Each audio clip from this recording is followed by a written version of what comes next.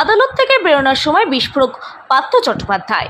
কুণাল ঘোষকে আগেই দল থেকে তাড়িয়ে দেওয়া উচিত ছিল। সে যা ক্ষতি করেছে বিরোধী দল এত ক্ষতি করে না। আমি তো জেলে এসে জানলাম কত হিলোরাস অ্যাক্টিভিটি করেছেন কুণাল।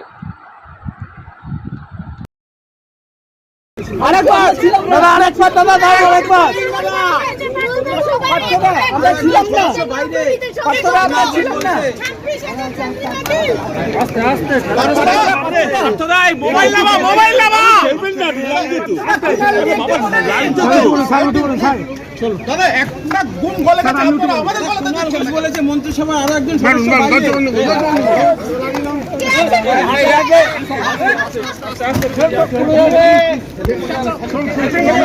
কুণাল ঘোষ কি বলবেন? কুণাল ঘোষ